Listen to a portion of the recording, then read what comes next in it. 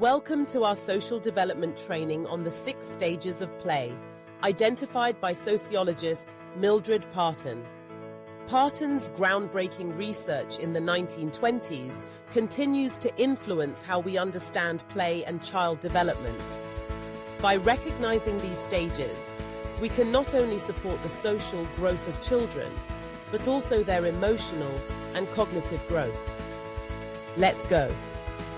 Stage 1. Unoccupied behavior. The first stage is called unoccupied behavior. At this stage, children may seem like they aren't playing at all. Instead, they observe their surroundings, follow the teacher, or sit quietly, glancing around the room. While it might seem like they're doing nothing, they are actually taking in information from their environment. This stage is typical for infants, but can also be seen at other ages when children are adjusting to new spaces. The second stage is onlooker play. Here, children actively observe other children at play. They may ask questions, comment on what others are doing, or simply watch closely. Unlike unoccupied behavior, the child is clearly engaged and curious about what others are doing, but they do not join in. Stage 3. Solitary independent play. Next, we have solitary independent play. This is when a child plays alone with their own toys, even when other children are nearby. They are focused on their activity and not influenced by the actions of others. This stage is typical for younger children, but older children can also engage in this type of focused play. Stage 4. Parallel play. Stage 4 is parallel play. In this stage, children play side by side with the same or similar materials, but they do not directly interact with each other. This type of play is a critical bridge from solitary play to more social forms of play. You might see several children building with blocks next to each other, but each working on their own creation. Stage 5. Associative play. Associative play is when children begin to play together.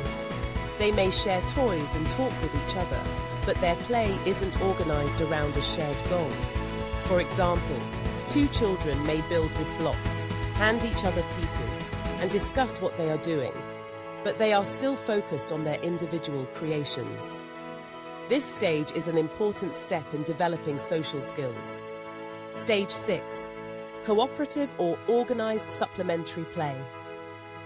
The final stage is cooperative play, also called organized supplementary play.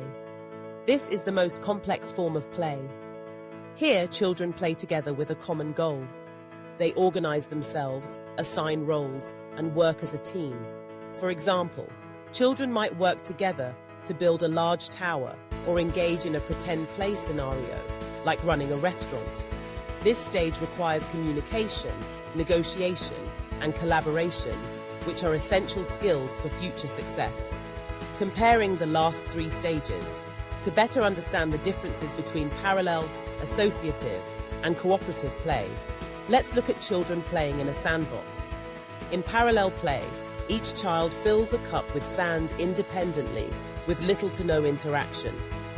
In associative play, the children share cups, exchange sand, and talk about what they are doing, but each child is still focused on their own activity. In cooperative play, the children work together to build a sandcastle, assigning roles and helping each other to achieve a shared goal. Play and age correlation. Did you know that children's play stages are often linked to their age? For example, parallel play can be seen across many ages, but associative play is more common in children over 3.